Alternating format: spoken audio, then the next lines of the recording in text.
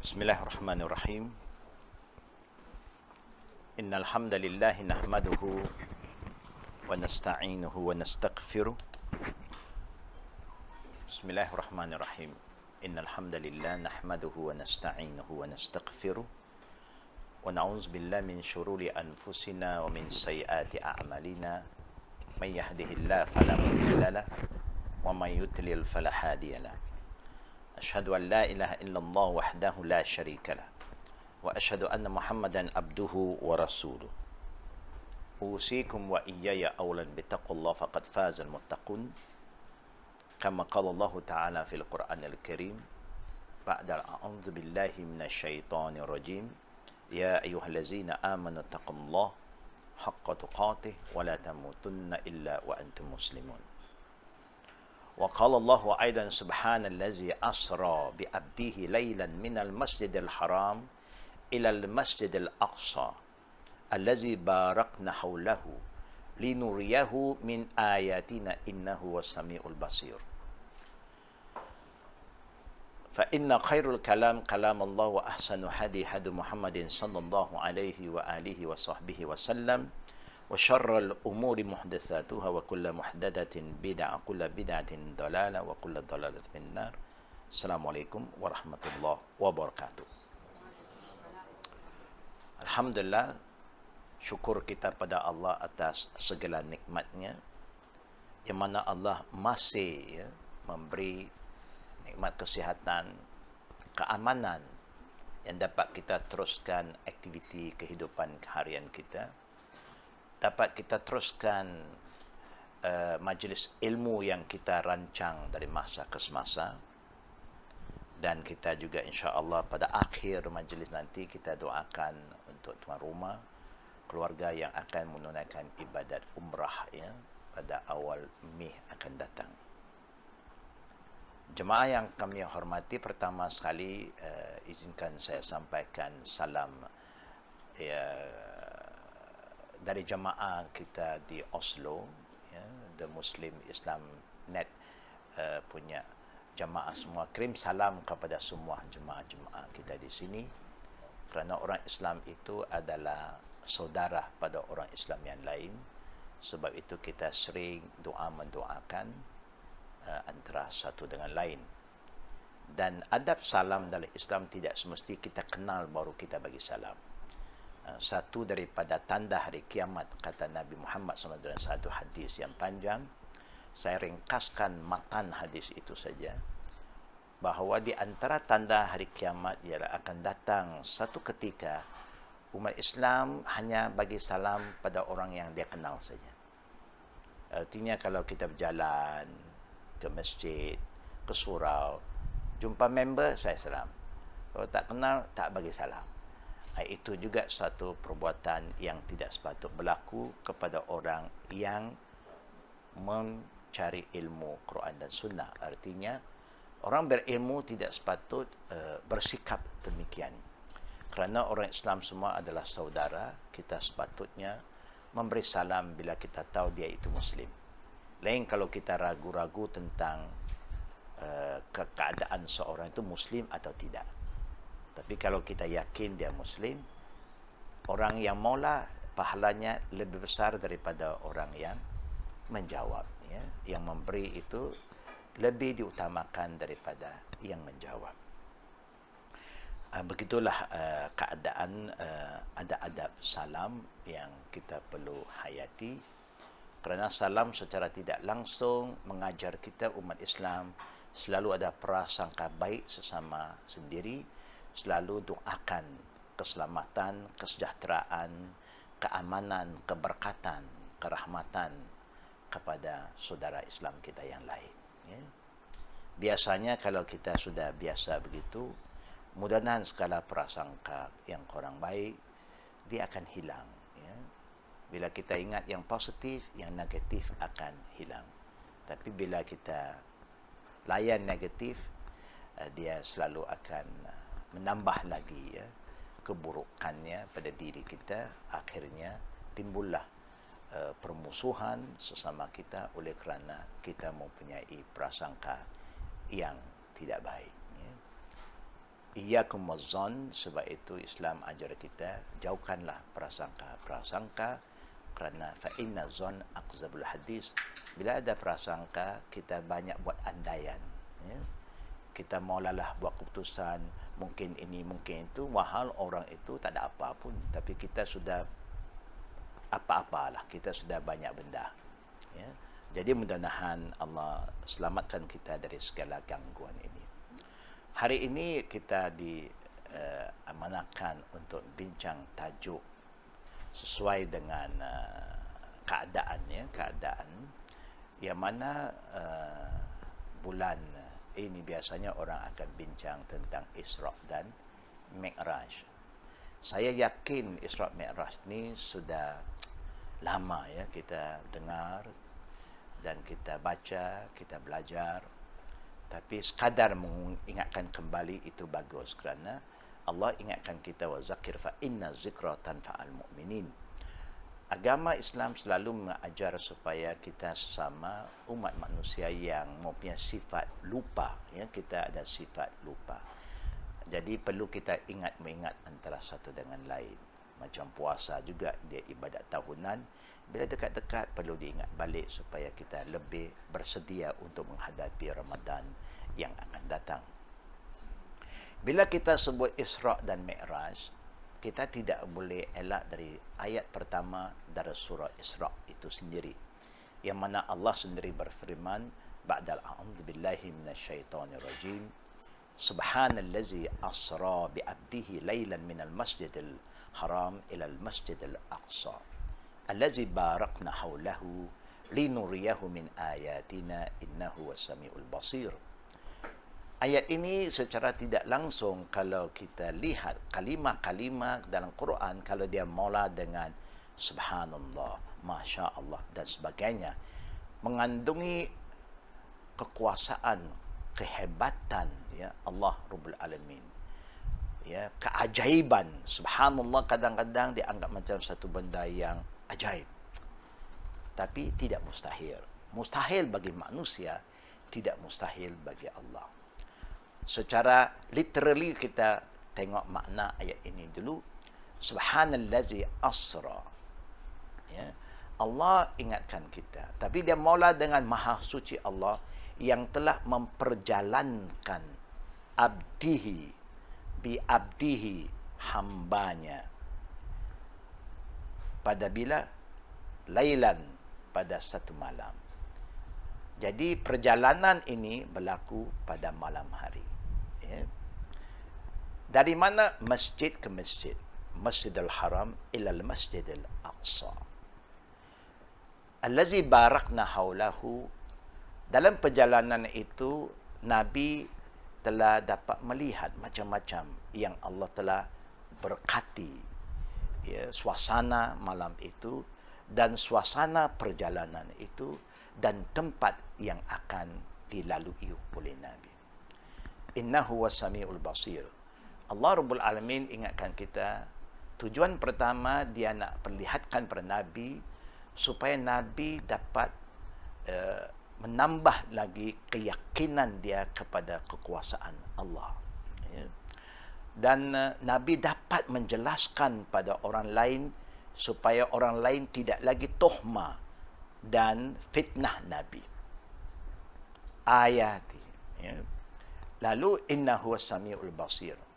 Allah ingatkan kita, ketahuilah kita bahawa Allah itu maha mendengar, dia maha melihat. Dua sifat Allah ini penting, ya. Penting untuk kita tanam dalam diri kita dan juga di dalam anak-anak kita.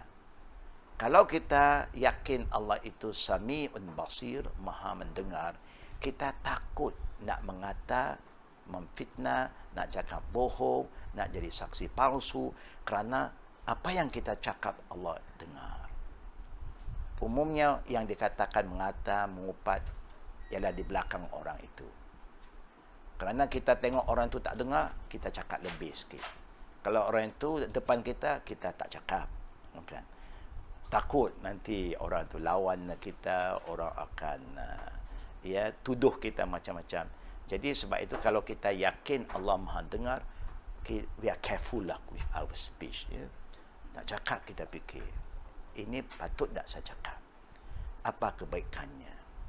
Kalau sekadar seronok nak mengata orang, lebih baik jangan. Kerana kita akan hilang pahala kita, dosa dia pindah pada kita, kebaikan kita pindah pada orang itu.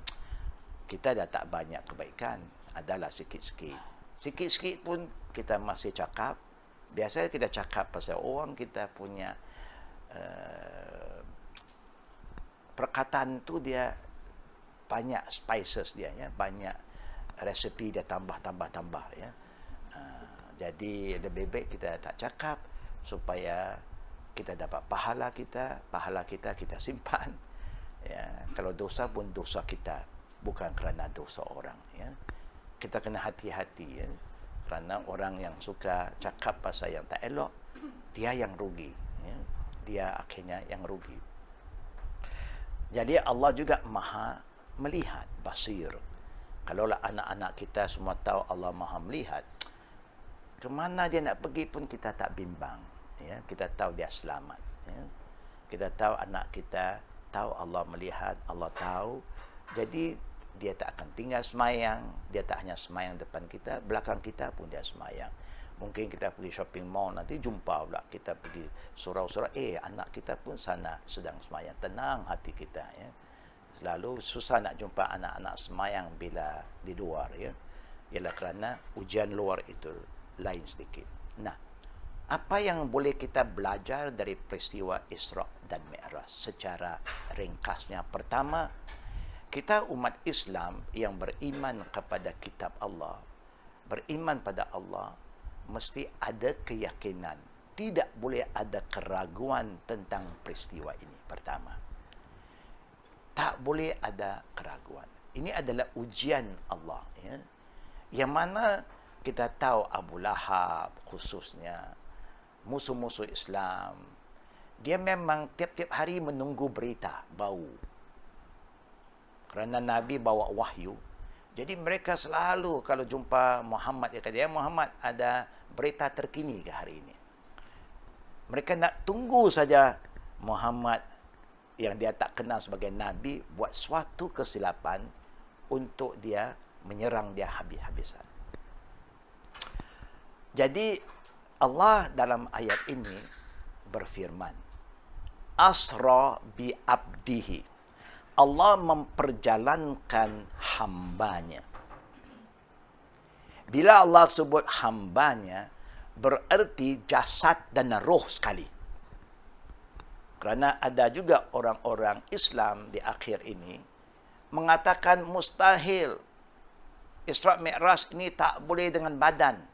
Mungkin Nabi mimpi, mungkin Nabi hanya rohnya pergi. Bagaimana yang manusia boleh jalan begitu pantah Mekah ke Al-Aqsa, Palestin? Perjalanan dulu bukan ada kapal terbang ke, ya, kalau kuda yang secepat pun dia ambil mingguan baru nak sampai ke Al-Aqsa. Mungkin bulanan. Ini satu malam. Pergi balik pula. Kemudian naik ke langit. Mi'raj arti naik. Isra arti jalan. Artinya dunia, bumi ke bumi. Tempat dunia ini ke tempat yang lain. Mi'raj daripada alam dunia ke galaksi yang lain. Dia sudah tinggal alam dunia ini. Itu baru kali. Sebab itu Mi'raj ini namanya tangga. Naik. Ya. Jadi kalau kita lihat, bila Allah sebut bi abdihi, jasad dan rohnya. Allah Maha berkuasa. Bagaimana peristiwa itu nanti sedikit banyak saya akan cerita supaya kita ingat balik. Ya. Kemudian bila dia balik, kita tahu apa yang berlaku. Ya. Sebelum peristiwa itu penting, ya, kita nak kait balik. Sebelum Isra dan Mi'raj, apa berlaku pada Nabi? Kita masih ingat tidak? Apa yang berlaku pada Nabi sebelum Isra dan Mi'raj? Siapa di antara kita ingat peristiwa itu? Tahun itu tahun apa? Tahun sedih. Ya. Tahun dia kata Amul Hazan. Berarti 1 tahun yang Nabi diuji dengan ujiannya agak berat sebagai manusia. Nabi kalau seorang nak memperjuangkan Islam, berat. Islam ini berat. Menyampaikan kebenaran itu berat. Mengubah hidup orang berat. Menghadapi masyarakat yang penuh dengan adat istiadat memang susah. Kita tahu kita sekarang pun menghadapi adat kita umumnya kalah. Kita pun give in juga. Apa nak buat Ustaz? Ya. Kawan, adik-beradik, jiran, ya. Orang tua, habislah. Bila datang jiran, kawan, adik-beradik, semua habis. Quran ke mana, hadis ke mana. Ya. Habis kita mengalah. Ala kulli hal. Yang membantu Nabi, yang betul-betul membantu Nabi segi kewangan, yang pertama istrinya, Khadijah. Seorang hartawan, ya, yang guna hartanya seluruhnya kepada Nabi. Kata, ambillah wahai suamiku, wahai utusan Allah, ini harta yang Allah beri pada saya serahkan 100% dia serah kepada Nabi untuk infak fi sabilillah. Di dalam sejarah manusia, kita belum jumpa seorang wanita yang berjiwa sebesar macam Khadijah. Sedikit pun tak ragu tentang rezeki Allah. Semua kekayaan dia serah kepada Nabi guna untuk i'la'i kalimatullah al-ulia. Artinya, Nabi tak pernah menghadapi financial problem dalam menjalankan dakwah. Dakwah ini misi yang sangat berat, perlu backup. Ya, perlu sokongan yang kuat. Ya. Sebagaimana kita lihat kenapa the Nasara punya missionary begitu aktif, dia punya backup, financial backup is amazing. Ya. Apa saja nak dia sediakan. Kita bukan tak ada duit, tapi kita masing-masing simpan. Ya, kan? Kerana kita masing-masing sayang duit. Kan? Ya, memang kita sayang duit pun. Ya. Ala kulli hal. Yang memberi sokongan moral pada Nabi sehingga dia tak sedikit takut kepada ancaman family yang lain, suasana luar, ialah uncle dia Abu Talib. Sokongan moral Abu Talib, sokongan kewangan istrinya. Tak ada problem, bukan? Kalau wang dah cukup, allocation cukup, dapat pula sokongan daripada authority, apalagi kita teruskan perjuangan. Takdir Allah pada tahun itu, dua-dua orang yang penting meninggal. Memanglah kalau keadaan begitu, kita orang biasa pun, ya, we get very, very, orang kata, down. Tak tahu apa nak buat. What is going to happen? Ya, orang yang bagi ya, sokongan financial dah tak ada. Yang moral protection dah tak ada. Itu yang Nabi pergi Taif. Perjalanan dia ke Taif nak cari family-family yang boleh menyokong dia lagi. Ya, need support. Tiba-tiba dia tidak disambut dengan baik. Ya, dia pun punya harapan. Harapan itu pula kebetulan takdir Allah tidak jadi macam apa yang disangka oleh Nabi. He was not received well. Orang lempar batu sampai cedera Nabi dan terpaksa dia keluar. Tak dapat apa-apa. Ya. Hasil daripada ziarah nak ke Taif. Ketika itulah malaikat pun turun. Malaikat yang tukang jaga bukit-bukit, ya, sekeliling Taif ini. Taif ni macam Genting Highland lah. Ya, kalau musim panas, orang tak mau keluar negara, dia pergi Taif. Ya, orang yang berada pergi Taif. Dia memang sejuk. Ya. Memang udara dia, kalau nanti siapa yang pergi umrah, kalau ada peluang pergi Taif, pergilah sekali. Kerana dia ada cable car sekarang. Dia ada modern lah. Boleh bawa naik cable car. Ya, kalau turun dengan bas ataupun ya, apa-apa kenderaan, is good to have some experience, ya, suasana Taif. Jadi malaikat sampai tak dapat, ya, melihat keadaan Rasulullah, mengadu kepada Allah Lepas tu Allah perintah malaikat supaya minta izin Nabi apa Nabi mau, ya, terhadap penduduk Taif. Kalau Nabi mau supaya penduduk Taif dihancurkan sekaligus, bukit-bukit ini akan tutup, habis mati mereka. Lalu Nabi jawab, ya, kepada malaikat bahawa inni lam ub'as la'anan walakin bu'istu da'iyan wa rahmatan. Allahumma di qaum fa innahum la ya'lamun. Kita tengok pribadi Nabi yang luar biasa. Dia jawab, saya tidak diutuskan oleh Allah untuk membawa kecelakaan, disaster, kehancuran. Ya. Tapi saya sebagai da'iyan wa rahmah, sebagai savior, sebagai, ya, penyeru, penyelamat dan pembawa rahmat. Mereka tak terima saya. Mereka baling batu pada saya because dia kata they do not know, ya, who I am. Dia tak kenal siapa Nabi Muhammad lagi.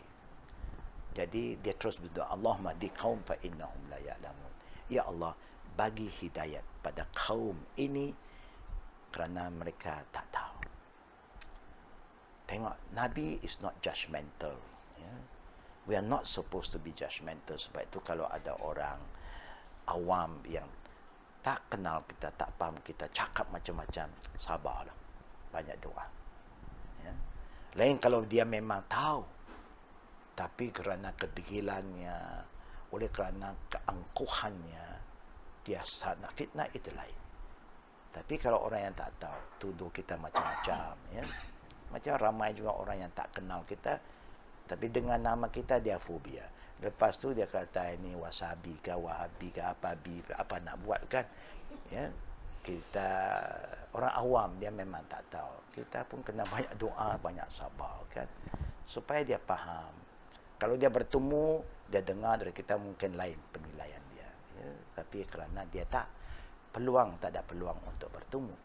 Lalu Nabi kita Muhammad SAW dalam keadaan sedih sebagai manusia biasa, tak tahu what is going to happen in his future after this. Ketika itulah satu malam itu, dia bersama dengan Aisyah. Ya. Khadijah sudah tidak berapa lama dia berkahwin dengan Aisyah, kahwin Saudah, dia bersama Aisyah. Allah gerak dia dengan melalui Jibril, bawa dia keluar dari rumah ke kawasan Kaabah. Ya, kalau siapa yang pergi ke Mekah sekarang, memang kita tak jumpa lagi kawasan yang Jibril jadi imam, Nabi Muhammad jadi makmum untuk salat. Musalla Jibril. Dulu dia letak satu sign, batu marmar itu warna dia lain sedikit. Orang yang tahu, orang tak tahu. Tapi lebih banyak orang dah tahu, akhirnya orang nak semayang di situ. Kawasan kecil, 1 tempat saja. Tapi berebut nak semayang di situ, mengganggu perjalanan tawaf. Akhirnya kerajaan pun padamkan supaya samar. Semua batu mamar itu sama. Supaya tidak ada orang ada kepercayaan, ada kelebihan semayang di situ. Ya. Macam-macam ya manusia ini ya. Dulu pernah ingat kalau kita tawaf di Kaabah, ada line hitam di kawasan Hajar Aswad itu sampai dindingnya ada lampu hijau, ada one line hitam. Supaya senang bila orang pijak dia tahu, now saya menghadap Hajar Aswad. Round pertama, round kedua, panduan saja. Tapi manusia yang datang itu macam-macam otak ada. Dia ingat kalau line hitam tu kita kena berdiri sana, semayang di sana. Ada kelebihan. Selepas tu kita nampak batu mama di situ ada satu tanda, dia ada suatu ukiran yang cantik. Di situ di bawahnya terdapat telaga Zamzam. They have all this tanda-tanda. Orang pun semayang atas itu, nak semayang atas telaga Zamzam. Nasib baiklah tidak atas telaga dia betul, mungkin dia rendam dalam. Ya. Manusia ni macam-macam otak dia kan. Jadi akhirnya orang yang nak selamatkan akidah orang padam, tutup, ratakan, habiskan supaya tak timbul lagi khurafat ya, dan syirik. Ya. Syukur. Jibril ajak Nabi Muhammad keluar dari rumah untuk apa? Because it's time for him to travel. Ya. Tapi sebelum itu Jibril jalan, ya, tugasnya adakan spiritual operation. Jibril malaikat datang daripada cahaya. Bagaimana dia pakai laser dia buka, ya, badan Nabi, keluarkan hatinya, basuh dengan air zam-zam, masukkan balik dengan penuh hikmah, sekaligus badan Nabi sedia balik macam biasa. Tak ada tanda operasi, tak ada. Ya. Sebab tu kita tengok the newest operation pun guna laser supaya dia punya korang lebih cepat sembuh, ya, daripada kita potong guna laser. Ya. Selepas tu Allah dengan izinnya sediakan kenderaan yang kita panggil Buraq. Ya. Bagaimana rupanya taklah dicerita secara detail, tapi bagi India, Pakistan kita nampaklah macam-macam. Ya. Dia gambarkan dia itu rupa perempuan, ada sayap, memang dia ada sayap, tak sebesar kuda, tak sekecil kalde, in between, ya, macam-macam lah. Tapi dia suka letak gambar perempuan. Ya. Itu fitnah lah kepada dia. Kerana malaikat ini, kalau malaikat dia bukan laki, dia bukan perempuan. Dia daripada nur. Ya. Allah perjalankan dia daripada Masjidil Aqsa Haram terus ke Madinah dulu. Dia singgah Madinah, dari Madinah dia terus ke Masjid Al-Aqsa. Kemudian dia sempat, ada hadis-hadis banyak tentang bab itu, akhirnya dia sempat mulai solat. Dan banyak nabi-nabi solat di belakangnya. Nah, timbul persoalan. Nabi belum Mi'raj lagi. Bagaimana dia solat? Bagaimana caranya? Kaifiatnya siapa pun tak tahu. Hanya ada cerita tentang dia solat jadi imam. Selepas habis, Allah Mi'rajkan dia. Tadi Isra. Ya, literally Isra mean night walk. Ya. Kalau kita suka night walk itu Isra lah kita. Ya. Hanya masjid ke masjid lah. Kita mall ke mall, ya kan. Jadi itu lain sikit, ya. Kalau kita ke masjid, literally means Isra. Baru di Mi'rajkan. Now you try to imagine. Orang kata, how can manusia nak pergi tinggalkan alam ni dengan tak adanya pakaian yang khusus, tak ada oksigen, mesti mati punya. Dengan perjalanan yang begitu laju sampai ke Sidratul Muntaha, hancur kulit-kulit kita, tulang pun hilang. Kalau ikut logik manusia, memang, ya, dia punya lajunya. Memang kita tak ikut logiknya. Tapi dia lupa Allah yang maha berkuasa, is up to Allah to decide, ya, what to do. Ketika inilah, ya, Allah Rabbul Alamin mi'rajkan Nabi, dibawa oleh Jibril, dan kali ini tiap-tiap kali dia bila sampai ke langit pertama, langit kedua, langit pernah jumpa Nabi Adam. Ada penjaga. Rupa-rupanya langit ini, langit tak sama dengan langit yang kita lihat. It is another galaxy. Kalau ini dah orang naik sampai bulan lah, bukan? Russian dah naik, Amerika dah naik, semua dah naik, dah monkey pun dah naik lah, bukan? Tapi di sini tak boleh, dia ada penjaga. Nanti dia sampai langit pertama, ada penjaga tanya, siapa sana? Jibril jawab, saya Jibril. Siapa bersama kau? Ini Muhammad. Rasulullah bagi salam. Jawabnya Adam. Buka. Lalu. Marhaban, welcome. Lalu. Kemudian sampai langit kedua, adanya Nabi Isa. Ada Nabi Haya. Dia ada. Sampai langit ke-6, Nabi Musa. Langit ke-7, Nabi Allah Ibrahim. Selepas itu, barulah Allah Rabbul Alamin takdirkan Jibril kena berhenti. Jibril pun dah tak boleh lah. Lepas langit ke-7, Jibril stop kerana hanya Nabi saja dijemput. untuk menghadap Allah. Bagaimana suasana, Allah saja yang tahu. Selepas itu, ketika itulah Allah perlihatkan Nabi rupa Jibril yang sebenar. Besarnya sayapnya. Satu sayap kalau dia buka, bumi tertutup. Besarnya. Ya. Berapa puluh sayap, Allah yang lebih mengetahui. Tapi memang malaikat hakikatnya ada sayap. Ya. Akhirnya dia menghadap Allah. Apa yang dia dapat hanya satu saja. Satu hadiah yang sangat istimewa yang menjadikan kita umat yang istimewa dan mulia di sisi Allah. Ialah salat. Waktu itu berapa? 50. Nabi adalah seorang hamba Allah. Apa saja Allah bagi, dia terima. No question asked. Terima saja. Ada habis terima, turun. Ya. Bila dia turun, lalu Nabi Ibrahim tak tanya apa, jumpa Nabi Musa. Sebab itu kisah-kisah dalam Quran kebanyakan cerita yang panjang, cerita Nabi Musa.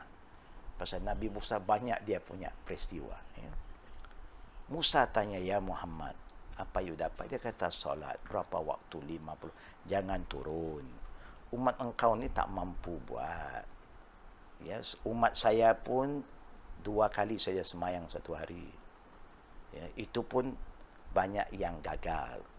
You jangan turun lagi. Naiklah. Minta Allah diskaun sedikit. Rasulullah pun seorang yang very humble. Terima nasihat yang baik. Naik. Jumpa Allah. Allah takfif. Potong 10 lagi. Tinggal berapa? 40. Turun lagi dia. Musa tanya berapa? Dah diskaun. Tinggal 40. Jangan turun. Naik lagi, naik lagi, naik lagi. Akhirnya tinggal 5. 5 ini Allah kata, walaupun 5, tapi pahalanya 50. Ya. Jadi turunlah. Nabi pada langit ke-6 jumpa Musa. Berapa? 5. Naik lagi. Ini peristiwa ini very interesting. Ya. Orang yang dengar cerita Isra Mi'raj ni mempunyai persepsi yang berlainan. Jadi Nabi bila disuruh Musa naik lagi, dia rasa malu. Ini satu kemuliaan yang Allah bagi untuk saya, umat saya berhubung dengan dia 5 kali satu hari satu malam. Kita masih nak korang-korang lagi. Dia terus turun. Ya.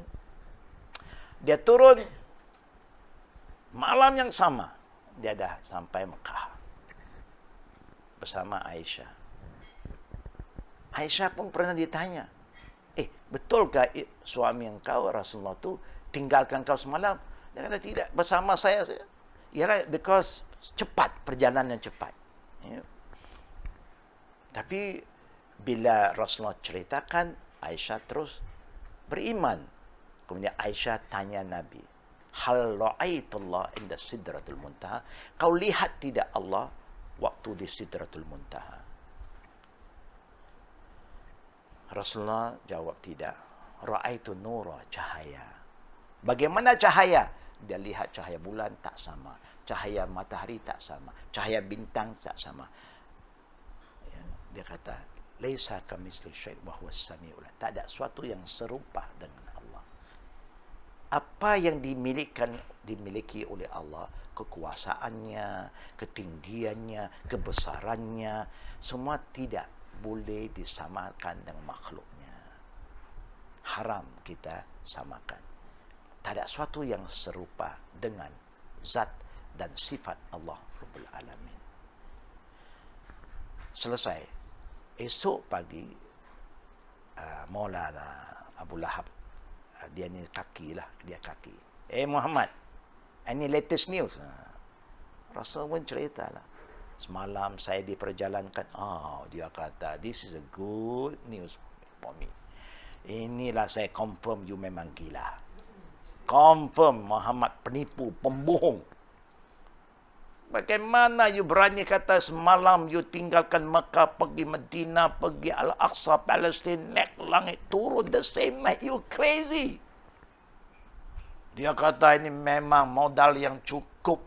Kira alasan yang solid untuk sekarang fitnah Nabi Muhammad. Untuk nak mematikan hujah Nabi Muhammad. Akhirnya Abu Lahab ini, dia kerana dia suka timbul fitnah ni, dia yang ambil inisiatif kumpul orang. Datang semua. Muhammad nak sampaikan satu berita. Ya, yang istimewa. Saya mau kamu dengar sendiri daripada mulutnya. Ini jahatnya Abu Lahab ni. Tapi baik dia buat apa? Dia kumpulkan orang. Nabi nak kumpul, siapa nak dengar? Kalau Abu Lahab kumpul, ramai orang datang. Pasal dia ada niat yang tak elok dan kebanyakan orang tak Islam. Datang. Cerita ya Muhammad, apa yang cerita lagi. Jadi dia jawab, ceritalah Allah perjalanan. Bukankah saya dah kata pada kamu, jangan ikut Muhammad ini. Dia ni gila, dia pendusta. Tengok apa yang dia cakap. Tapi di kalangan orang-orang Quraisy ini, ada juga orang yang mempunyai minda yang terbuka, yang biasa pergi Palestin, Al-Aqsa. Mereka minta, ya Muhammad, kalau engkau kata engkau telah pergi Al-Aqsa, cerita pada kami, gambarkan pada kami apa yang you nampak di Masjid Al-Aqsa. Allahu Akbar. Ini all is part of Allah punya planning dan mukjizat. Kerana memang Rasulullah pergi, Allah perlihatkan linuriyahu min ayatina. Ya. Allah perlihatkan kepada Nabi apa saja yang Allah nak perlihatkan. Tanda-tandanya, tiangnya, bagaimana Rasulullah gambarkan apa yang dia lihat. Orang Quraisy yang biasa pergi, tak boleh nafi. What he say is true. Kalau dia tak pergi, bagaimana dia boleh cerita satu persatu? Turis ni macam kita ni, turis pergi mana suka tengok benda kan. Tengok. Kadang-kadang orang yang jaga tempat itu pun lupa nak tengok. Kan? Ya, macam rumah kita dan rumah orang. Rumah orang kita suka tengok. Wah, cantik ini. Ini. Rumah kita lupa. Kan? Itu biasalah. Kan? Jadi bila mereka juga confirm, you cannot say dia tipu. Kalau dia tak pergi, dia tak boleh cerita. Dulu kan adalah internet ke, Twitter ke, YouTube ke, boleh orang tangkap hantar sini, boleh nampak kan. Tak ada. Akhirnya sama-sama, setengah percaya, setengah tak. Tapi cerita Isra Mi'raj satu ujian Allah kepada orang Islam juga. Sehingga setengah orang Islam yang baru sudah mulai ragu-ragu. Ini tak betul ini Muhammad. Ya. Akhirnya mereka datang kepada Abu Bakar. Dia tahu Abu Bakar orang yang paling rapat dengan Nabi. Ya Abu Bakar, you dah dengar tadi kan? You percaya ke? Ini kelebihan Abu Bakar. Lebih daripada itu, saya percaya. Kalau itu Nabi Muhammad yang cakap. Asal datang dari mulut dia, saya percaya. Sedikit pun saya tak akan ragu. Lebih dari itu pun saya boleh percaya. Itu yang buat orang lain lagi marah Abu Bakar. Ini Abu Bakar pun memanglah dah tak boleh pakai lah. Sebab itu Abu Bakar dapat title As-Siddiq. After that, Abu Bakar As-Siddiq. Kelebihan Abu Bakar, tak pernah ragu. This is the area that we have problem now. Ada orang Islam ragu-ragu tentang peristiwa Isra dan Mi'raj. Dia kata bukan dengan badan, tapi roh saja, mimpi saja. That's very bad. Bila you ragu terhadap apa yang Allah cerita, then you sudah tidak beriman pada Allah. Orang Islam mesti yakin setiap apa yang Allah berfirman. Ya. Jadi kalau kita lihat peristiwa Isra dan Mi'raj ini merupakan satu ujian dan satu nikmat yang luar biasa yang Allah izinkan kita berhubung dengan dia secara directly tanpa ada perantaraan satu hari, satu malam, 5 waktu. Waktunya Allah fix. Inna salata kana alal mu'minina kitaban mawquta. Allah tentukan waktu. You cannot fix your own time. Nah, Nabi terima solat hadiah itu dalam bentuk 5 waktu. Bagaimana nak solat, berapa rakaat subuh, berapa rakaat zuhur, asar, maghrib, isya, dia tak tahu. Because sana tidak ada perbuatan, hanya dapat wahyu. Ya, langsung dari Allah, tidak di bumi ini. Hukum yang lain, puasa, zakatnya, di sini, Jibril turun. Solat, Allah angkat dia. Sampai kepada tempat yang tinggi, nak tunjuk bagaimana pentingnya solat. Sebab itu ya dikatakan solat itu tiang agama. One you tak jaga, hancur. Ada hadis banyak tentang Isra' dan Mi'raj juga, yang Rasulullah ceritakan bahawa siapa yang jaga solat yang Allah telah fardukan, Allah masukkan dia ke dalam syurga. Siapa yang tak jaga, maka tak jaminlah untuk dia syurga. Kita akan berjaya dengan solat dan kita akan gagal oleh kerana solat bila tak buat. Ya, sebab itu Nabi kata, la tatrakus solata muta'ammidan, faman tarakaha muta'ammidan faqad kharraja min millah. Jangan tinggalkan solat dengan sengaja, walaupun satu waktu. Sengaja you tak mau semayang, ketika itu kamu sudah keluar daripada agama Islam. Bila you semayang, masuk balik. Tinggal lagi, keluar lagi. Berapa kali kita keluar masuk? Waktu muda-muda kita, berapa kali ya kita keluar masuk? Kita ingat kita semua tak masuk Islam, semua masuk Islam. Ya, keluar seketika, masuk balik, keluar lagi, masuk balik. Alhamdulillah sekarang dah masuk terus. Dah tak keluar lah. Alhamdulillah. Ya. Tidak sedikit orang Islam yang mudah-mudah kita tinggalkan semayang. Ya. Tapi Alhamdulillah, Allah masih ya,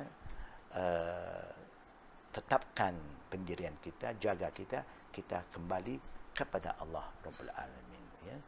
Pentingnya solat. Nah, Nabi tak tahu bila start subuh, bila habis subuh, bila start zuhur. Because di sana hanya cerita solat 5 waktu. Dari 55 habis. Ya. Alhamdulillah dengan izin Allah, kerana ibadat ini dalam Islam sesuatu yang Allah perintah untuk kita buat. Dan dia mau kita buat tiap-tiap hari. Allah sendiri akan ajar kita bagaimana. Sebab itu Islam itu indah. Very detail. Dibanding agama lain. Sebab itu kita tanya orang-orang agama lain, bagaimana semayang? Ikut suka hati lah. Nak ini, nak itu. Pasal tak ditunjuk secara detail. Ya, bagaimana you nak uruskan anak? Tak ada.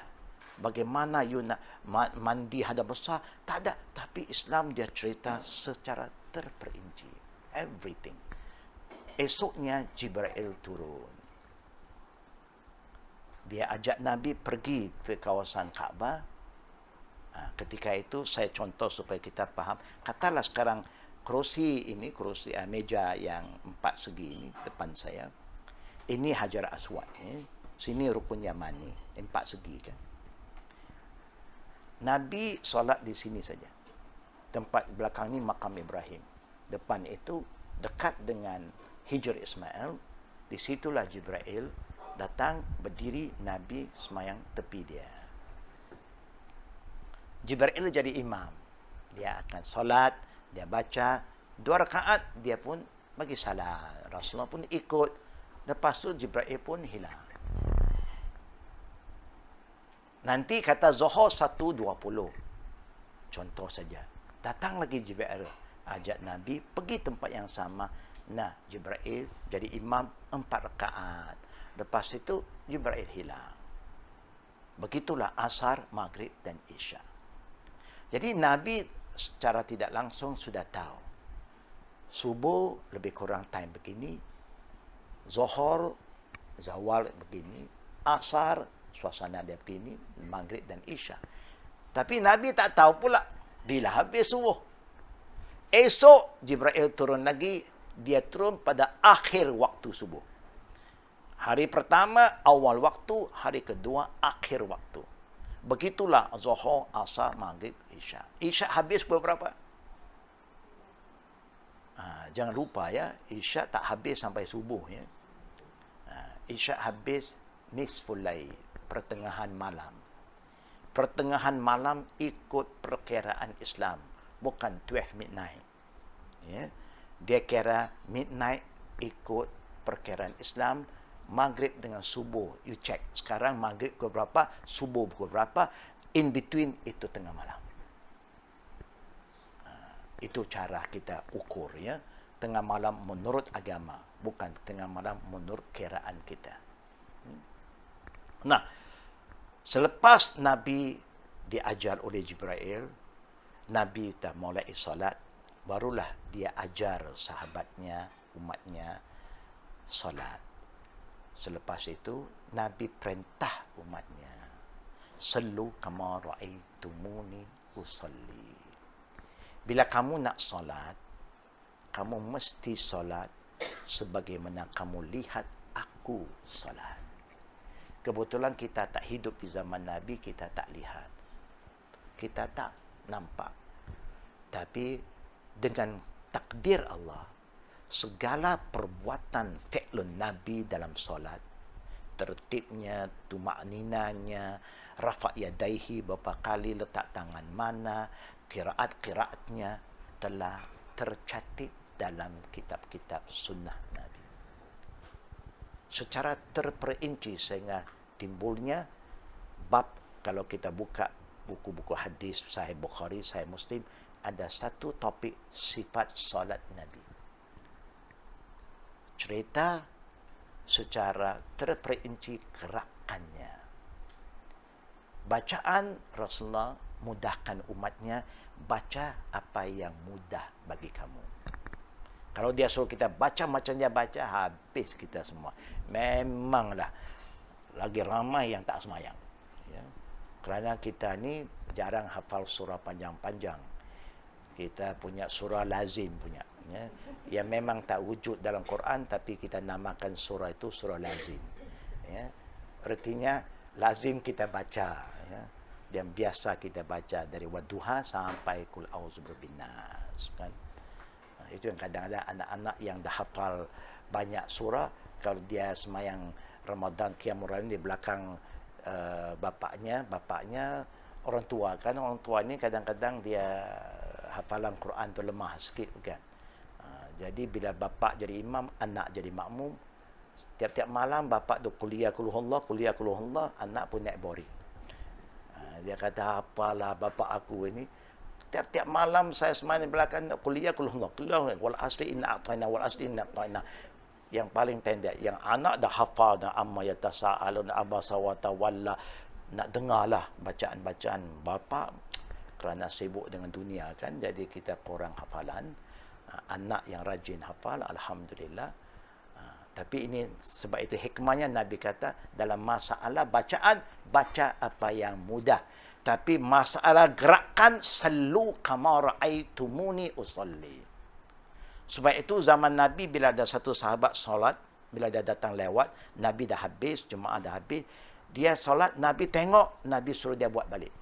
Dia habis solat, dia datang, Nabi kata, irji fa tusalli, pergi semayang lagi.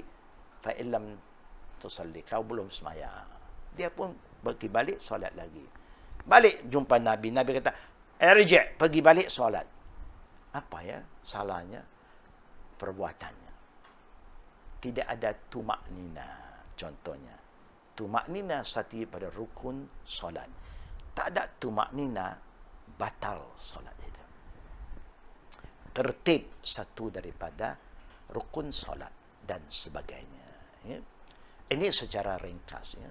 Saya cerita tentang hikmah sebalik daripada peristiwa Isra. It's not just about that journey, but tentang hadiah yang istimewa yang Allah beri pada kita, sehingga dia jemput pribadi Nabi Muhammad untuk menerima solat di Sidratul Muntaha. Bagaimana bab ini boleh diringankan oleh kita. Ya, saya lihat masyarakat orang India semayang rajin, puasa lemah. masyarakat kita umumnya orang Melayu puasa rajin, semayang dia lemah. Ya.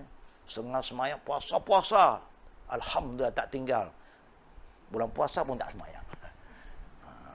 Ini pelik, kita punya nilai itu lain sedikit. Ya. Dibandingkan puasa dengan solat, mana lebih aula? Solat lebih aula. Kerana solat tak boleh ditinggal. Tak boleh berdiri, duduk. Tak boleh duduk baring. Tak boleh kena air, dry cleaning, tayamum. Tak boleh cuti. Kecuali yang dibenarkan oleh Allah. Wanita boleh cuti. Ya. Tapi puasa boleh juga. Kalau musafir, ya, kita boleh buka. Sakit boleh buka. Hamil boleh buka. Susukan baby boleh buka. Dan kalau tak mampu qada, contohnya sebelum Ramadan kadang datang, tak habis kita qada, cepat-cepat kita tebus dengan fidyah. Ada ruangan. Artinya dalam ibadat puasa dibenarkan tinggal, ada sebab. Dalam solat tak boleh tinggal. Tak kira apa sebab. Kalau tertidur, bangun, semayang. Terlupa, ingat, semayang. Tak boleh tinggal. Oleh kerana umat Islam mulai tinggalkan solat, terputus hubungan kita dengan Allah. Sebab itu doa kita have a lot of problem. Ya, kita banyak doa seakan-akan Allah tak makbulkan doa kita. Kerana perhubungan kita dengan Allah tak bagus. Ya. Semayang sekali-sekali, doa pula tinggi langit. Wah, mau syurga first class. Ini semua mau best-best tapi semayang sekali-sekali. Ini ya masalah umat ini. Jadi kalau kita menghayati Isra' dan Mi'raj, jangan tinggal solat. Tapi solat ini kalau kita kaji peristiwa Isra' dan Mi'raj, bila Allah tentukan kaifiatnya melalui Jibril kepada Nabi, kemudian Allah juga tetapkan melalui Nabinya, solat ini tidak sah tanpa Al-Fatihah. Kenapa Fatihah begitu penting? Kerana dia adalah satu surah yang hubungkan kita dengan Allah. Sebab itu, bila kita solat, jangan baca Fatihah sambung. Jangan baca sambung. Kerana Allah berfirman, qasamtu as-salat ila qisman, qismu li wa qismu li abdi, wa li abdi ma sa'an. Aku telah pisahkan solat pada dua bahagian, satu untuk Allah, satu untuk hamba. Apa yang diminta oleh hamba-Ku saya akan kasih. Baca Alhamdulillahirabbil alamin, waqaf, Allah jawab hamidani abdi. Baca Ar-Rahmanir-Rahim, waqaf, Allah jawab asna alayya abdi. Baca Maliki Yaumiddin, waqaf, Allah jawab majjadani abdi. Baca iyyaka na'budu wa iyyaka nasta'in, berhenti, Allah jawab hazihi baini wa baina abdi wa li abdi ma sa'al ila al-akhirah. It's a two-way communication. Bila kita solat dengan adanya ilmu, dengan khusyuk, dengan adab, kita rasalah connection itu. Rasa kepuasan. Selama ini kita solat, tapi kita tak dapat perasaan itu. How you feel is a two-way communication. Ya, ini one way. Ya. Tarawih nak datang Ramadan, bacaan Fatihah macam motorbot, bukan? Express. Malas jangan semayang, tak ada dosa. Bukan. Tak semayang tarawih, tak ada dosa. Tapi kalau nak buat, jangan main-main. Itu saja. Buat betul-betul. Kalau susah nak buat sekaligus, 8 rakaat saja. Buat dua-dua, relax. Minum-minum. Ya, santai-santai. Buat lagi dua-dua. Bukan susah semayang ini. Very relax. Sebab itu dinamakan salatul tarawih. Salat pelan-pelan. Rehat-rehat. Tarawih itu raha. Rehat-rehat. Bukan berebut-berebut. Bukan. Kita terbalik. Isyak rehat-rehat. Masuk tarawih. Dia punya speed dah laju lah. Automatik tau. Dia macam kereta automatik kan. Masuk je dia masuk gear lain lah. Kenapa begitu? Kerana kita tak menghayati solat itu. Ya. Jadi kita secara ringkas ya. Jadi apa berlaku Isra' dan Mi'raj seperti mana saya cerita, kisahnya banyak orang dah cerita, kita dah dengar.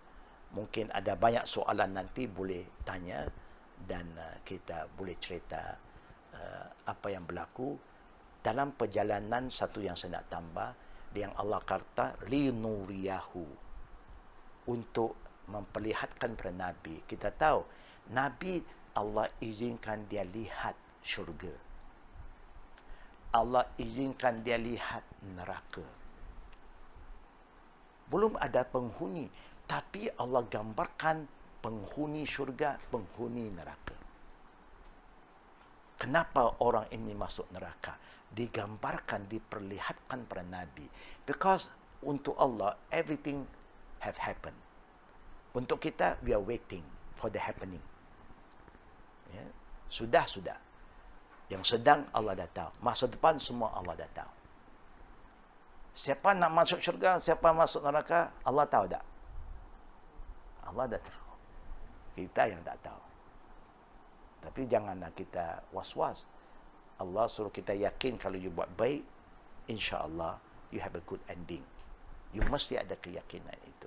Sebab itu Allah dalam hadis qudsi kata, ana inda zanni abdi. Saya ikut prasangka hambaku kepadaku. So you must be positive. Ya. Jadi Allah perlihatkan kepada Nabi syurga bagaimana, neraka bagaimana, penghuni syurga bagaimana, penghuni neraka bagaimana. Sebab itu bila Rasulullah balik dari Isra Mi'raj, bila ditanya-tanya, dia cerita satu persatu, ramai orang Islam yang imannya tak kuat mulai ragu, kerana ini urusan ghaibiyah, unseen. Nobody knows except Allah dengan Nabi Muhammad sallallahu alaihi wasallam. Dan adalah ujian untuk nak tengok kamu percaya atau tidak. Saya nak cerita tentang ganjilnya pemikiran orang sekarang. Orang dulu saya tak tahu, ya, kita tak hidup zaman dulu. Bila saya pernah cerita kepada kawan saya, kenapa you tak semayang 5 waktu? Ada yang berani cerita, you tak tahukah cerita Isra Mi'raj? Adalah saya dengar-dengar. Saya bukan Nabi. Kalau Nabi Muhammad dengar nasihat Nabi Musa, kita semua dah selamat. Nabi Musa dapat kita Nabi Muhammad. Bila dapat diskaun 50 ke 5, Nabi Musa kata naik lagi. Nabi Musa malu. Nabi Muhammad rasa malu, dia tak mau naik. Kalau dah naik, mungkin kita semayang 1 tahun 2 kali saja. Jadi kerana dia Nabi, dia sanggup buat 5 waktu. Saya bukan Nabi, saya tak sanggup. Jangan salah aku. Bukan. Setengah orang dia punya otak jalan satu macam. Dia tak rasa nikmat semayang itu. Dia rasa beban. Betul dalam Quran pun sebut dalam surah Al-Baqarah. Solat itu akan dirasa beban kecuali orang yang khusyuk. Kerja apa yang kita buat ini muslimin dan muslimat, kita rasa beban kalau tanpa ikhlas. Betul tak betul? Oh, susahlah ini apa ini, nak pukul berapa ni. Tapi kalau kita buat kerja kerana Allah ikhlas, memang tak rasa beban. Tak akan rasa beban.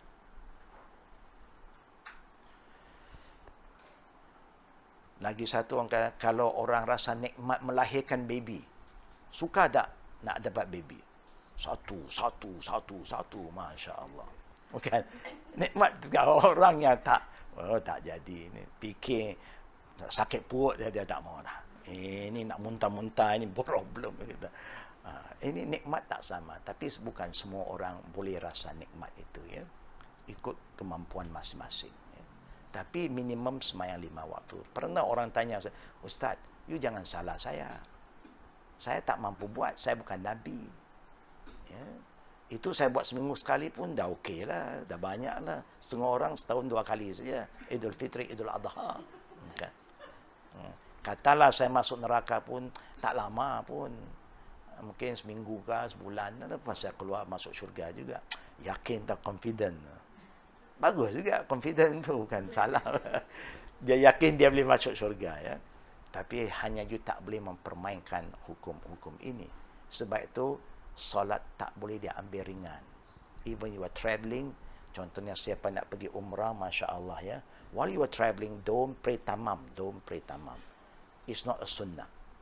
Sunnah kata musafir buat semua 2 rakaat.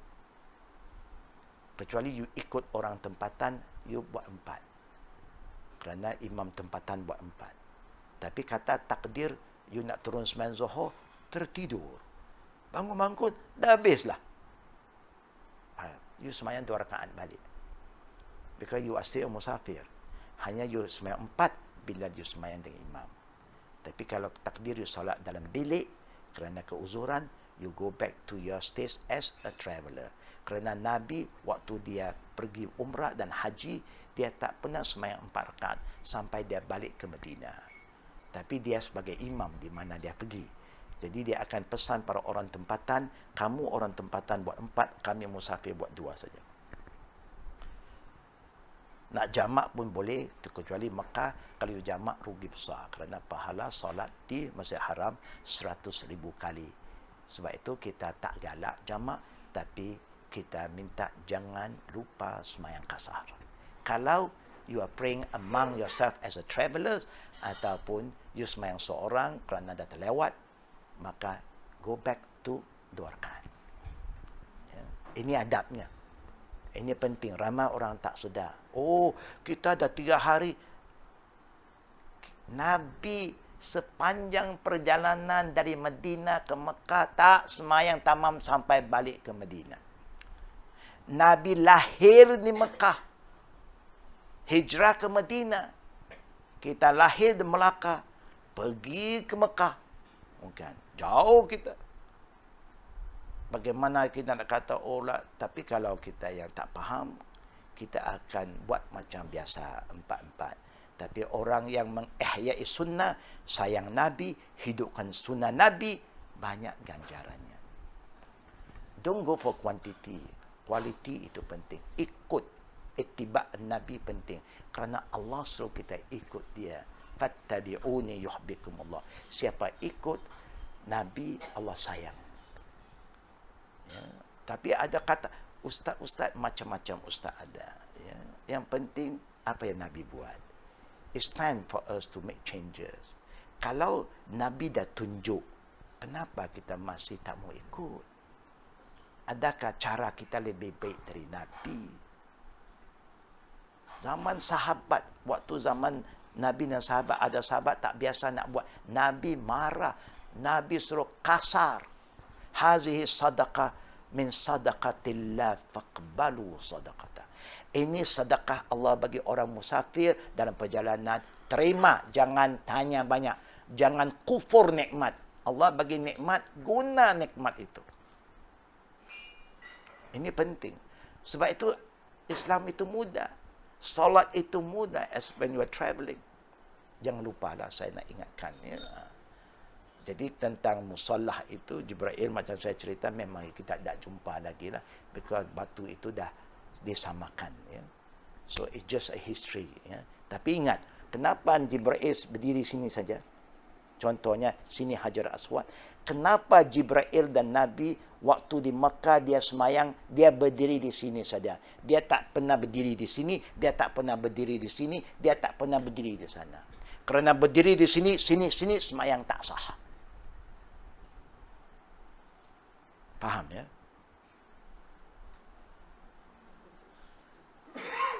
Saya tinggal begitu, faham tak? Semayang di sini, semua tak sah.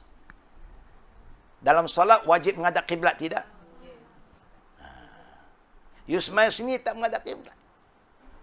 You semayang sini tak menghadap kiblat. Hanya berdiri sini semayang baru menghadap kiblat. Kerana kiblat pertama kita bukan di Kaabah. Kiblat kita di mana? Di Masjid Al-Aqsa. Al-Aqsa ada di sana. Al-Aqsa di sana selepas Madinah. Bukan? Ini awal ini. Kiblat awal ada, memang kiblat awal dari Adam di Kaabah. Kemudian Allah pindahkan ke Baitul Maqdis. Selepas itu, waktu Nabi mula solat masih Baitul Maqdis. Sebab itu dia berdiri sini, nampak macam menghadap Kaabah, tapi pada hakikat tidak menghadap Al-Aqsa. Selepas Rasulullah hijrah ke Madinah, bila dia menghadap dari Madinah, dia sudah menghadap sana, tak menghadap sini lagi. Allah takdirkan supaya dia pindah balik menghadap Kaabah. Itu yang Madinah ada masjid qiblatain, 2 kiblat. Jadi bila sampai sana satu hari, Allah takdirkan waktu siang, Nabi sedang solat, belakangnya makmum, sahabat-sahabat, dalam 2 rakaat turun wahyu, pindah balik kiblat ke Kaabah. Jadi akhirnya Nabi pun dalam solat ni, solat dia pun kali, sahabat pun ikut kali. 2 rakaat dia di depan, 2 rakaat dia di belakang. Makmum duduk depan pula. Barulah sekarang semayang berdiri sini sah. Faham ya sekarang? Sekarang faham. Tadi bagaimana ni ustaz ni, semua orang semayang keliling Kaabah dia kata tak sah. Sekarang dah kita faham, alhamdulillah. Ini ilmu supaya kita faham kenapa begini suasana dia, ya. Jadi para jemaah muslimin dan muslimat, Isra' dan Mi'raj pada hakikatnya satu peringatan pada kita tentang kekuasaan Allah yang maha berkuasa, boleh buat apa yang dia suka, yang luar biasa, yang ganjil bagi Allah tak ganjil. Yang kedua, Allah Rabbul Alamin nak bagi tahu pada kita bagaimana besarnya nikmat solat yang dia izinkan kita berhubung dengan saya secara direct. Mudah-mudahan Allah Rabbul Alamin memudahkan kita menghayati solat yang 5 waktu dulu. Sunat-sunat ini kalau kita rasa beban, tinggalkan dulu. Kerana Allah tak membebankan kita sehingga kita mampu. Kalau dah habis 5 waktu dah confirm, okey, kita tambah. Ya. Jangan beban. Contohlah anak-anak kita baru semayang. Jangan, semayang sunat sudahlah. Kalau fardu dia boleh buat elok-elok, syukur. Tapi kalau sunat dia nak ikut, kita tak menghalang. Tapi jangan bebankan dia. Ya, don't do that. Sebab itu kalau musafir, all sunat gugur. Kalau musafir, sunat qabliyah, ba'diyah semua gugur. Kecuali sunat subuh 2 rakaat. Nabi tak tinggal. Sunat witir sebagai penutup solat selepas isyak, Nabi tak tinggal. Tahiyatul masjid kalau kita masuk. Apalagi kalau Mekah, Madinah selalu ada semayang mayat selepas semayang fardu, ada announcement, jangan lepaskan peluang semayang mayat. Itu lebih afdal dari semayang sunat ba'diyah, kerana orang musafir tak perlu semayang sunat ba'diyah lagi. Kecuali fajar, kalau nak kekalkan sunat qabla fajar dan sunat witir diikuti. Kalau kita nak tahajud disilakan. Kemudian solat tahiyatul masjid bila you nak duduk. Kalau tak duduk, tak timbul hukum tahiyatul masjid. Ya. Inilah sekitar yang saya nak kongsi pada hari ini. Dan kalau ada soalan, saya persilakan. Dan sebelum akhir nanti kita baca doa untuk ahlul bait, tuan rumah dan keluarganya, insyaAllah. Dipersilakan kalau ada soalan. Muslimat dulu kalau ada, silakan.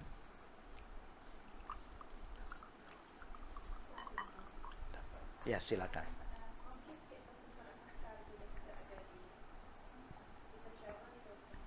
Ya.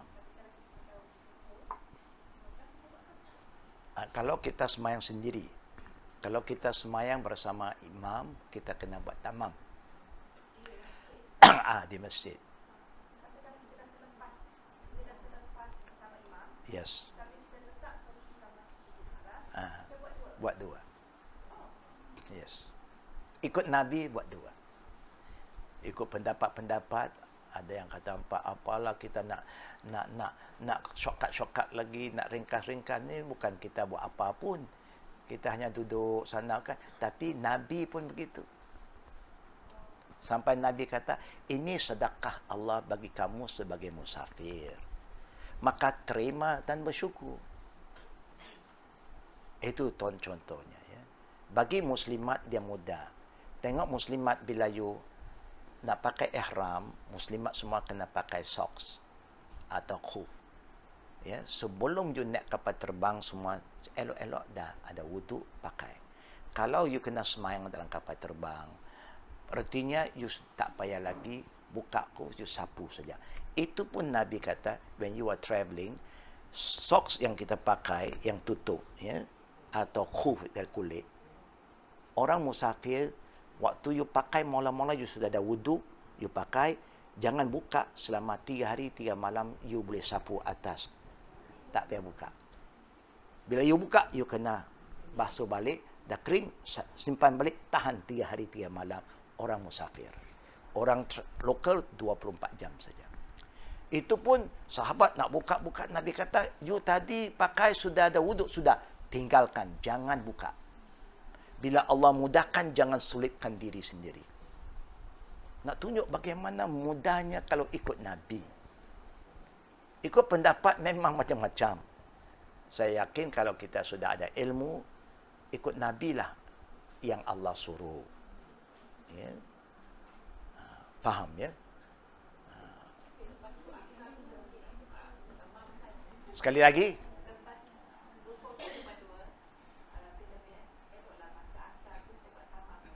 Ya memang. Kalau dah ikut imam, balik macam biasa. Itu saja. Bila kita ikut imam tempatan, tetap kita buat macam imam. Contohnya, Nabi di mana dia pergi, dia jadi imam. Jadi bila orang tempatan yang bukan musafir, Nabi akan maklum. Kami akan buat 2, kamu tamamkan. Habis Rasulullah SAW 2 rakaat, orang tempatan bangun untuk tambah 2 more. Contohlah macam saya travel ke overseas for conferences. Kalau orang tempatan nak minta, Sheikh become our imam, I must alert them already. I said, I can, but I only do 2. No problem. Pasal orang dah faham kan. You can lead us because kita nak orang musafir punya doa. Ya, dalam solat kan. Jadi kita habis salam, dia bangun tambah 2 lagi. No problem. Orang yang ada ilmu tak ada masalah. Yang kita takut orang kalang kabut ni, apa ni semayang? Ini 2 rakaat ni mana punya ikut imam mana pula, susah kan. Contoh saja. Faham ya? InsyaAllah. Naam. Maaf, nak minta pencerahan. Selain, as long as kita general musafir, travelling, kita tak payah 3 hari tu or sepanjang travelling untuk kasar? Kasar ini tak pernah ditetapkan oleh Nabi berapa hari. You tak akan jumpa satu hadis pun daripada Sahih Bukhari, Sahih Muslim ke Sahih Tirmizi yang Nabi tetap hukum musafir 3 hari ke, seminggu ke, tidak ada. Nabi pernah duduk di Tabuk 20 hari kasar. So 20 hari straight? Kalau you yakin, no problem. Yeah, you are travelers. Yes, yeah. Kan Nabi yang buat. Dan Nabi suruh kita buat.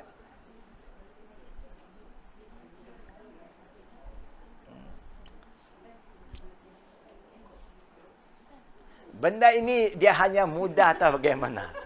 All this jadi very easy. When you travel with a good scholar, the scholar will guide you all the way. Senang.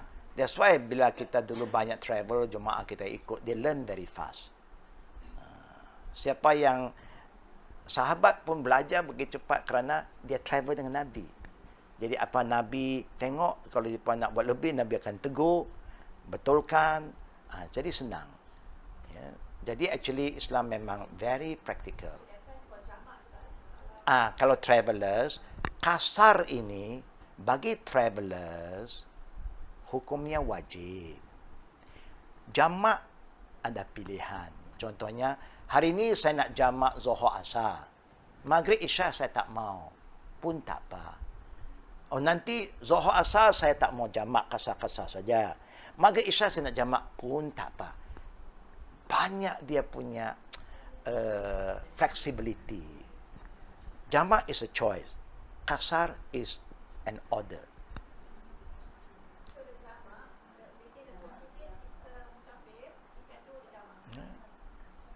Hanya kalau Mekah, you jangan begitu. Mekah Madinah, rugilah. pasal you dapat 100,000, dapat pula sana 1,000, bukan. Ini berdina. Yes, ada lagi? Kalau kita sebagai makmum mengaji, kalau we are at another place, dia buat 4. Kita nak buat 2 lepas tu boleh. Ya, kita 4 dulu ikut imam. Selepas tu kita jamak. Dan we dah habis salam, kita pun qamat, bangun qamat sendiri. Kena kita semayang 2 rakaat. Jamak takdim. Yang 4 tu kita niat macam biasa lah. Niat macam ikut imam. Niat ikut imam. No problem. Yes, yes.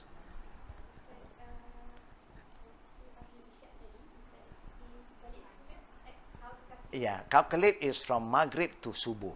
Pukul berapa start maghrib, pukul berapa startnya subuh. So in between there is our midnight. Correct. That will be the layl, nisful layl, correct. Faham ya? Because kita niat time prayer may move tau. Bukan? Dia tak macam orang barat ni ada tetap 12 midnight. Ya, tapi kita niat time will move. Kadang 7.10 dah maghrib, kadang 7.30 maghrib. So you have to check.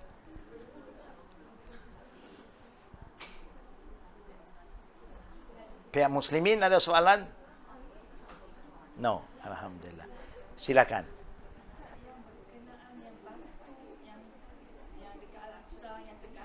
Ya. Yes.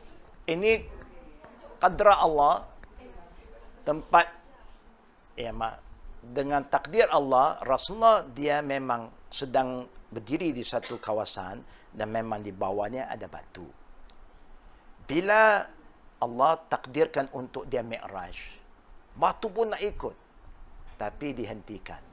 Sebab itu berlakunya batu bergantung. Jadi memang benda itu wujud. Lama-kelamaan, banyak orang terkejut tengok batu itu. Ada yang pingsan, ada yang sampai gugurkan anak, mendatang mendarat. Akhirnya, satu zaman orang buat macam satu support beam begitu, supaya orang tak terkejut. Until now, if you go to Masjid Al-Aqsa, you can see the hanging rock. Tapi dia ada letak buat macam benda tak hanging macam dulu lagi lah. Ini kelebihan yang Allah takdirkan. Yeah. Memang you have that, the hanging rock. Yeah.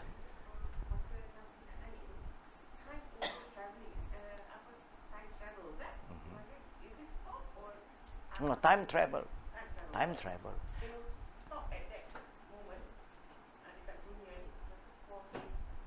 No, you see, time ini, kita punya perkiraan time ini, ikut kita punya kiraan. Mungkin one day, one night, 24 hours. Now, you look at perkiraan Allah. It's very unique. A day in hari kiamat is about 50,000 years. Perkiraan time dunia.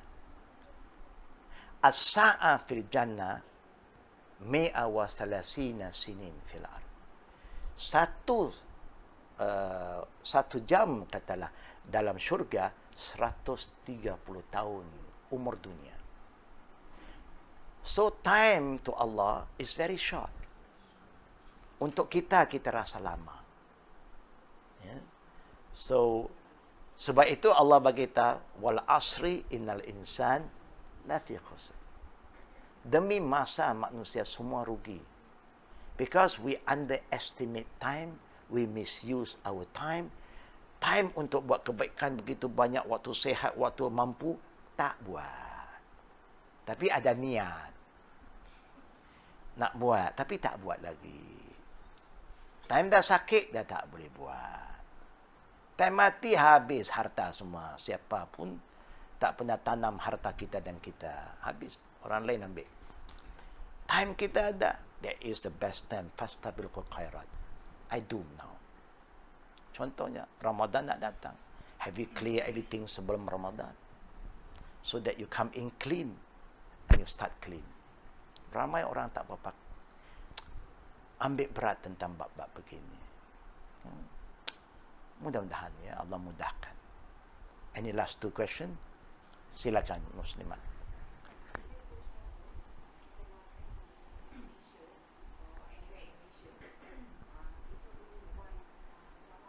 Ya boleh. Memang menurut pandangan imam-imam ada perbezaan. Imam Syafi'i contoh, dia kata 3 hari dia dah rasa dia niat mukim balik. Bagi pandangan dia, it's not a hukum. Bukan.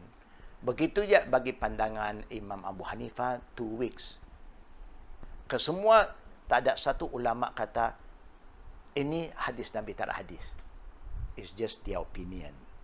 So, bagi orang yang ada ilmu, kalau kita tak ada ilmu, ikutlah mana-mana yang kita tahu. Tapi bila kita sudah ada ilmu, we must follow the knowledge we have. There must be a difference between orang yang ada ilmu dan orang awam. Kalau kita pun macam itu, berarti apa beza orang berilmu dan tak ada ilmu? Allah pun kata hal yastawi allazina ya'lamun wallazina la ya'lamun. Samakah orang yang ada ilmu dan orang tak ada ilmu? Tentu tak sama. You don't blame them kalau dia tak buat. Oh, dia dah nak tamam. Itu saja yang dia tahu.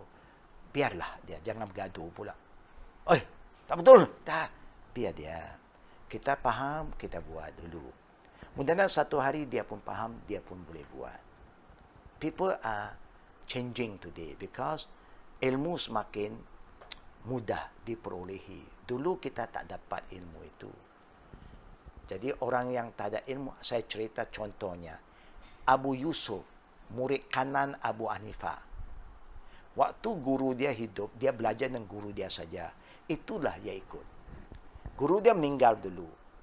Adalah kawan-kawan satu pengajian. Dia hijrah ke tempat lain. Dia belajar pula dengan guru-guru lain. Terjumpa hadis-hadis yang kuat. Kata Nabi begitu. Dia pun berubah. Ya, kemudian dia balik ke kampung, jumpa member lama. Dia dah berubah. Member kata, ini apa jadi perangkau? Tok Guru mati, engkau pun dah berubah. Dia kata, betul lah, saya tak kata Tok Guru salah. Tok Guru itu betul. Hanya saya tak mau di hari akhirat Allah tanya saya tentang ilmu yang saya telah didedahkan. Allah akan tanya saya, bukan tanya guru saya. Ilmu yang saya tahu, saya tak amal, Allah tanya saya. Itu yang Nabi katakan. 4 benda mesti berlaku sebelum pengadilan. Allah akan tanya, di mana kamu habiskan usia muda kamu? Allah tanya. Kita ada 2 peringkat, muda, tua. Muda, apa yang kamu buat? Allah tanya. Kita kena cerita lah. Apa yang saya buat, ini cerita lah. Sini kita tak cerita, sana kena cerita, Allah tanya. Yang kedua, Allah tanya tentang harta. Harta Allah tanya 2 kali. Dari mana kamu ambil harta kamu? Allah tanya. Dari perniagaan yang halal, alhamdulillah. Selepas tu, di mana you belanja? Macam-macam lah saya belanja, kan? Dia tanya, you belanja ke jalan Allah atau tidak? You tak belanja, rugi. You don't invest for Allah. Ilmu Allah tanya. You ada ilmu, you beramal dengan ilmu atau tidak? Allah tanya. Orang tak berilmu, dia punya soalan cara dia. Orang berilmu, soalan cara orang berilmu. Berbeza. Faham ya? Muslimat tadi faham insya-Allah ya. Jadi kalau orang nak buat 3, kita pun tak gaduh. Kita yang faham, kita boleh buat lebih daripada itu. Bila saya bawa jemaah for travelling mana-mana, for kita punya educational tour, dakwah punya activities, I will train jemaah supaya jemaah faham. Lain kali jemaah boleh travel dengan family masing-masing, mereka boleh menghayati sunnah Nabi ini balik. Tapi the strange thing kalau you pergi Europe, orang-orang Arab, it's very common. Tapi sampai sini saja yang kita dah terbiasa cara yang lama. Jadi bila kita nak buat perubahan, susah sikit. Tapi slowly kita improve then barulah anak muda kita masa depan pun rasa, wah, Islam is very simple. You travel, dah dapat kemudahan ini, rukhsah, ya. It's a gift from Allah. Yeah. And the last question, insyaAllah. Sis.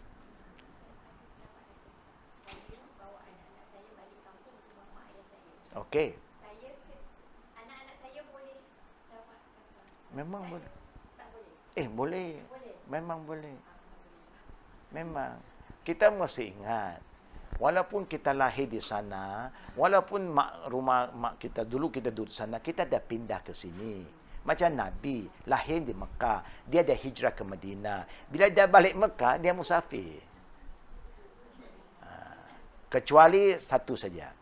Seorang suami, dua isteri. Satu isteri duduk KL, satu duduk di Ipoh. Contohlah. Jadi, hak isteri sana pun ada, hak isteri ada. Jadi, suami kena ulang alik. Ini sekarang sudah jadi rutin. Jadi, Ipoh pun bukan musafir, KL tak musafir. Melaka musafir. Ini contoh. Tambah lagi satu Melaka. Jadi, Melaka pun tak musafir lagi. Contohlah. Kerana sudah jadi rutin. Dan dia tak jadi distance. Satu hadis Nabi pun tak cerita distance pun. Ada yang kata 80 batu, 50 batu. Ya, itu semua hanya satu andaian. Satu macam panduan kasar lah bagi orang biasa. Nabi Muhammad, you know when he start to pray? The immediate bila dia keluar dari rumah dia di Madinah, dia sampai tu beralih Zulhulaifah tempat miqat, semua dah kasar. Ya. Sekarang dah tahu kan? Saya bagi contoh. You all katalah kita duduk di rumah ini. Kita nak musafir. Pukul 1 kita siap-siap keluar. Keluar sampai dekat tol. Kan? Nak masuk Zohor. Kita nak semayang sana, dah musafir. 2 rakaat, jamak, takdim, jalan. Takdir kata you nak balik dari perjalanan. Sampai Tanjung Malim lagi. Sampai airport KLIA. Masuk dah Zohor Asar, dekat, katalah pukul 3. Waktu Zohor lagi. You boleh semayang kasar, jamak asar 2 rakaat di KLIA. Balik sampai sini belum habis Zohor lagi. You tak semayang lagi. Asar pun tak semayang lagi.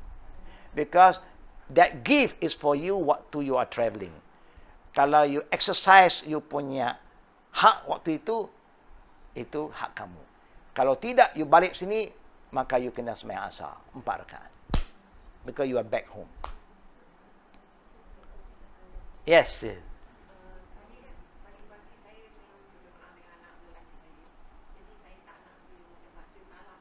Okay.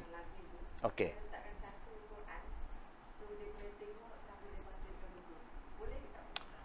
Ikut Nabi tak suka. Zaman Nabi kita tahu tak ada orang pegang Quran solat. Kerana Quran belum dibukukan. Bukan? Quran mulai dibukukan di zaman Osman.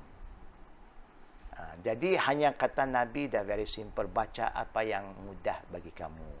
Tentang kesilapan yang tak sengaja, tidaklah mencacatkan. Allah Maha mengetahui. Buat apa yang mampu. Ya, setengah orang bacaan, dia punya dialek dia pun berbeza-beza. Kalau kita pergi Cina ke Jepun, kadang-kadang orang yang baru dah belajar tapi dia punya lahjah dia masih ada ala Jepun punya. Jadi kadang dia baca kita pun dengar ada kadang-kadang banyak tak faham sikit.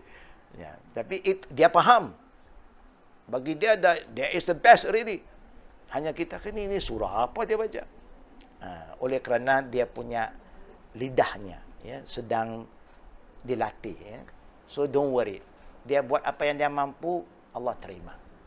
Sengaja you tak mau baca yang betul, you tetap berdosa. Tapi kalau buat apa yang mampu, alhamdulillah. Tak, Nabi pun tak suruh. Kita nak khatam Quran dalam sembahyang tarawih. Nabi pun tak suruh. Kalau nak khatam, you hafal tak apa. Nabi mau orang sembahyang mata pandang tempat sujud. Bukan? Itu saja. Sebab itu orang yang tak hafal Quran, mana dia nak pegang lagu tu? Dia tak pegang. Kalau orang yang ada ilmu, dia baca apa yang dia hafal, itu saja. Hanya kita dah terbiasa nak cari imam hafiz waktu Ramadan. Imam hafiz, makmum tak hafiz. Bukan. Makmum semua lalai lah. Imam kalau panjang sikit, makmum dah kemana otak dia, Allah saja yang tahu. Ya, saya tahu dulu saya mula masuk Islam, bila tok guru saya itu dia baca, sedap bacaan Quran, tapi dia pelan-pelan dia baca. Dia baca dengan tajudnya, dia pelan, tak berebut. Antara Isyak dengan Tarawih semua habis 4 jam. 4 jam. Kita orang muda, duduk belakang orang yang hafal Quran 4 jam baca. Kita sudah berapa puluh kali batal wudu. Ya. Keluar masuk. Kerana kita orang muda tak erti jaga wudu semua kan. Terlepas, ambil wudu. Lepas itu tak semayang lagi dah belakang dia. Pasal satu malam tu marah tu imam saja. Apalah tu imam ni, antara hati puut, baca lama-lama ini. Pasal kita tak biasa. Lain kalau Mekah, India, kebanyakan orang hafal Quran. Maka mereka pun baca, yang lain pun boleh ikut. Silap sikit dia tegur, kan? Bagus. Kita 90% makmum tak hafal. Imam buat salah pun makmum okey. Pasal makmum tak tahu. So kadang-kadang be practical. Agama itu mudah. Orang yang ada kebolehan ini sama-sama grup cantik. Kalau tidak, make it simple. Tengok Nabi pernah kata pada Muaz bin Jabal. Kerana ada orang komplain tak mau semayang di belakang dia. Kerana dia panjang. Jadi orang makmum ada orang tua, orang uzur, orang yang ada hajat. Sederhanakan. Semayang sendiri tak apalah berapa panjang pun. Itu kita punya solat kita sendiri. Ya, mudah Islam itu insya-Allah. Insya-Allah kalau dah tak ada apa-apa soal. Ada lagi ya. Ustaz, macam my children, they are studying in campus in Segamat. So bila dia balik rumah, dia musafir ke ataupun Johor kan di Segamat, yes. Now, kalau as a student, you know that you will be there katalah for 2 years. So that will be your mukim, mustautin muakkad, mustautin sementara. It's like our student go to UK. When you are in UK, you'll be there for 2 years straight, so you are no more musafir. But when you come home cuti ni, you musafir di sini. Sementara itu pasal you are not staying here now. This time ni, you are not staying. That's why you are coming back for a holiday. Kemudian you jalan sini, you have the right to anggap musafir. Then you are going back. Sampai sana, you are no more musafir. Because you have fixed, I will be there 1 year, 2 years, too long to be a musafir. Yeah. Within 1 month, you don't have problem. Yeah. Pasal Anas bin Malik biasa duduk di Syam 7 months. Anas bin Malik, sahabat Nabi, duduk di Syam 7 bulan musafir. kalau Seremban pun consider musafir? Ya. Walaupun distance. Ya, Seremban dah jauh. Jauh. Memang dah jauh Seremban. Ya. Jadi jemaah yang kami hormati, kita akhiri majlis kita pada hari ini dengan doa khususnya untuk tuan rumah Haji Johar Salim dan Hajjah Azura Sharif serta anak-anak mereka yang akan berangkat untuk menunaikan umrah pada 1 Mei ini insya-Allah. Bismillahirrahmanirrahim. Alhamdulillahil alamin wassalatu wassalamu ala Rasulillah wa ala alihi washabbihi ajmain. Allahumma yaj'al lahum ya Allah musafiran wa safara sa'idan ya Allah. Yassir lahum wa la tu'assir lahum ya Rahman ya Rahim. Allahumma ja'alna minasyakirin wal syakirat wal qanitin wal qanitat was sabirin was sabirat waz zakirin Allah katsir waz zakirat. Ya Hayyun ya Qayyum birahmatika nastaghiz. Ya Allah, ya Tuhan kami, di antara keluarga-keluarga rumah tangga ini, rahmannya tuan rumah ini, ya Allah, yang akan menunaikan ibadat umrah pada 1 Mei yang akan datang, mudahkanlah perjalanan mereka, ya Allah. Tambahlah kesihatan pada mereka, ya Rahman ya Rahim, supaya mereka dapat menyempurnakan ibadat umrah dengan sebaik mungkin, ya Rahman ya Rahim. Jauhkanlah mereka dari segala gangguan-gangguan, ya Rahman ya Rahim, dan peliharalah keluarga yang ditinggalkan di negeri ini, ya Rahman ya Rahim. Ya Allah, ya Tuhan kami, begitulah kami mohon rahmat-Mu supaya jadikanlah perjalanan mereka sepanjang itu adalah perjalanan yang mendatangkan manfaat, yang mendapat keredaan-Mu, ya Rahman ya Rahim. Dan jauhkanlah mereka dari segala fitnah-fitnah yang kecil atau yang besar, ya Allah. Walaupun di mana saja mereka pergi, ya Allah, masukkanlah mereka dalam golongan hamba-Mu yang solihin dan solihat, yang selalu ingat pada segala suruhan dan larangan-Mu, ya Rahman ya Rahim, dan segala menjaga ibadat mereka yang Engkau telah syaratkan ke atas mereka sebagai musafir, ya Rahman ya Rahim. Jadikanlah umrah mereka umrah makbulan, ya Rahman ya Rahim. Dan dosa-dosa mereka, kalau ada dosa yang Engkau telah ampuni, ya Rahman ya Rahim. Ya Allah, ya Tuhan kami, begitulah kami merahmat-Mu, ya Allah, supaya doa-doa mereka sebagai musafir dikabulkan oleh Engkau, ya Rahman ya Rahim. Dan supaya mereka juga tidak lupa kepada keluarga yang lain yang tidak pergi bersama mereka, dan juga pada jemaah-jemaah mereka, ya Hayyun ya Qayyum birahmatika nastaghiz. Ya Allah, ya Tuhan kami, begitulah kami merahmat-Mu, ya Allah, supaya Engkau temukan mereka dengan hamba-hamba-Mu yang solihin dan solehat di tempat yang mereka akan ziarah nanti, ya Rahman ya Rahim, ya Jalal Jalali. Rabbana atina fid dunya hasanatan wa fil akhirati hasanatan wa qina azabannar. Ya Allah, berilah kemenangan, kejayaan, kesenangan pada kami semua di dunia ini, dan juga kesenangan, kejayaan, kebahagiaan di akhirat nanti, dan jauhkanlah kami semua daripada fitnah dunia dan azab neraka. Ya Hayyun ya Qayyum birahmatika nastaghiz. Wa sallallahu ala Muhammadin wa ala alihi wa sahbihi ajma'in. Walhamdulillahirabbil alamin. Amin ya rabbal alamin. Subhanakallahumma bihamdik, asyhadu an la ilaha illa anta, astaghfiruka wa atubu ilaik. Assalamualaikum warahmatullahi wabarakatuh.